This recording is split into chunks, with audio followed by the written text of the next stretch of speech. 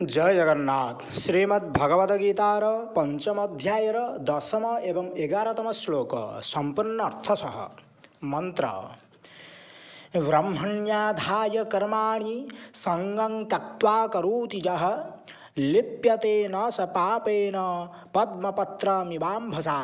अर्थात ଯେଉଁ ପୁରୁଷ ସକଳ କର୍ମ ପରମାତ୍ମାଙ୍କ ଠାରେ ଅର୍ପଣ କରି ଓ ଆସକ୍ତି ତ୍ୟାଗ କରି କର୍ମ କରନ୍ତି, ପଦ୍ମପତ୍ର ଯେପରି ଜଳ ଦ୍ୱାରା ଲିପ୍ତ ହୁଏ ନାହିଁ, ସେହି ପୁରୁଷ ସେପରି ପାପ ଦ୍ୱାରା ଲିପ୍ତ ହୁଅନ୍ତି ନାହିଁ। ପ୍ରଶ୍ନ, ସକଳ କର୍ମ ପରମାତ୍ମାଙ୍କୁ ଅର୍ପଣ କରିବାର ଅର୍ଥ କ'ଣ?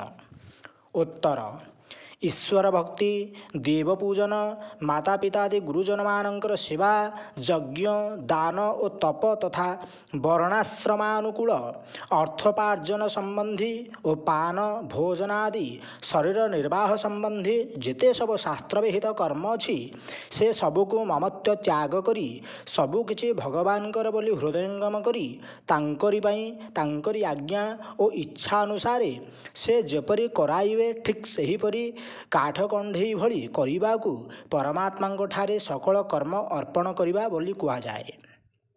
ପ୍ରଶ୍ନ, ଆସକ୍ତି ତ୍ୟାଗ କରି କର୍ମ କରିବା କହିଲେ କ'ଣ ବୁଝାଏ?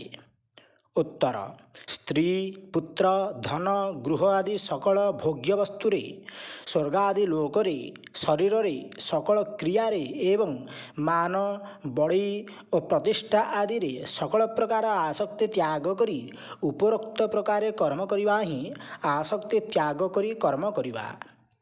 ପ୍ରଶ୍ନ, କର୍ମଯୋଗୀ ତ ଶାସ୍ତ୍ରବିହିତ ସତ୍କର୍ମ ହିଁ କରନ୍ତି, ସେ ତ ପାପକର୍ମ ଆଦୌ କରନ୍ତି ନାହିଁ ଏବଂ ପାପକର୍ମ ନ କଲେ ପାପରେ ଲିପ୍ତ ହେବାର ଆଶଙ୍କା ଉପୁଜିବ ନାହିଁ।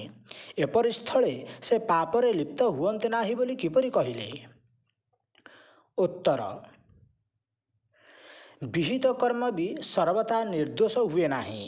ହିଂସାଦି ସମ୍ବନ୍ଧ ହେତୁ କ୍ରିୟା ମାତ୍ରକେ କିଛି ନା କିଛି ପାପ ହୋଇଯାଏ। ତେଣୁ ଭଗବାନ ସର୍ବାରମ୍ଭା ହି ଦୋଷେଣ ଧୂମେନାଗ୍ନିରିବାବୃତାଃ କହି କର୍ମାଚରଣ ମାତ୍ରକୁ ଦୋଷଯୁକ୍ତ ବୋଲି କହିଛନ୍ତି।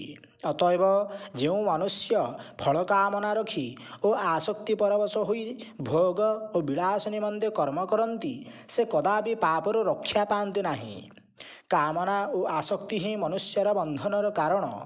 ତେଣୁ ଯାହାଙ୍କଠାରେ କାମନା ଓ ଆସକ୍ତିର ସର୍ବଦା ଅଭାବ ହୋଇଯାଇଥାଏ, ସେହି ମନୁଷ୍ୟ କର୍ମ କରି ମଧ୍ୟ ପାପରେ ଲିପ୍ତ ହୁଅନ୍ତି ନାହିଁ ବୋଲି କହିବା ଠିକ୍।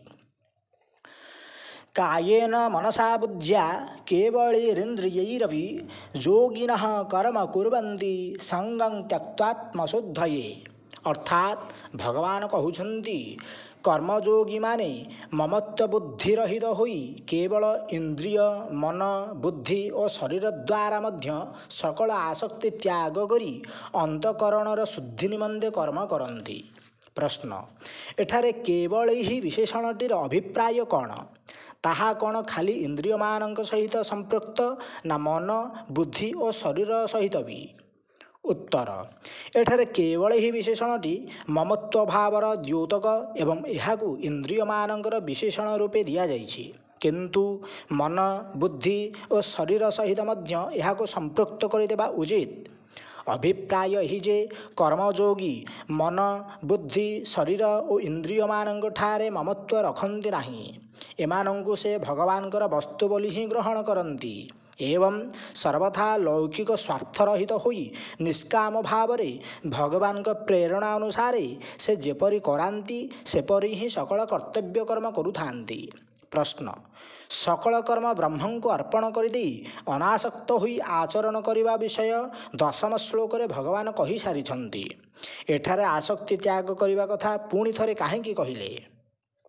ଉତ୍ତର, ସକଳ କର୍ମ ବ୍ରହ୍ମଙ୍କୁ ଅର୍ପଣ କରିଦେବା ଓ ଆସକ୍ତି ତ୍ୟାଗ କରିବା କଥା ତ ଭଗବାନ ନିଶ୍ଚୟ କହିସାରିଛନ୍ତି, କିନ୍ତୁ ତାହା ବର୍ଣ୍ଣନା କରିଛନ୍ତି ଭକ୍ତି ପ୍ରଧାନ କର୍ମଯୋଗକୁ ଲକ୍ଷ୍ୟ କରି।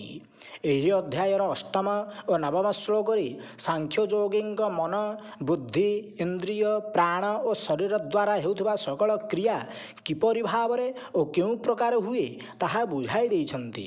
ଠିକ୍ ସେହିପରି କର୍ମପ୍ରଧାନ କର୍ମଯୋଗୀଙ୍କର କ୍ରିୟାମାନ କିପରି କିପରି ଭାବରେ ଓ କେଉଁ ପ୍ରକାର ହୁଏ ତାହା ବୁଝାଇ ଦେବାକୁ ଭଗବାନ ଏଠାରେ କହୁଛନ୍ତି ଯେ କର୍ମଯୋଗୀ ମନ ବୁଦ୍ଧି ଇନ୍ଦ୍ରିୟ ଓ ଶରୀର ଆଦିରେ ତଥା ସେମାନଙ୍କ ଦ୍ୱାରା ହେଉଥିବା କୌଣସି ବି କ୍ରିୟାରେ ମମତ୍ୱ ଓ ଆସକ୍ତି ନ ରଖି ଅନ୍ତଃକରଣର ଶୁଦ୍ଧି ନିମନ୍ତେ ହିଁ କର୍ମ କରନ୍ତି।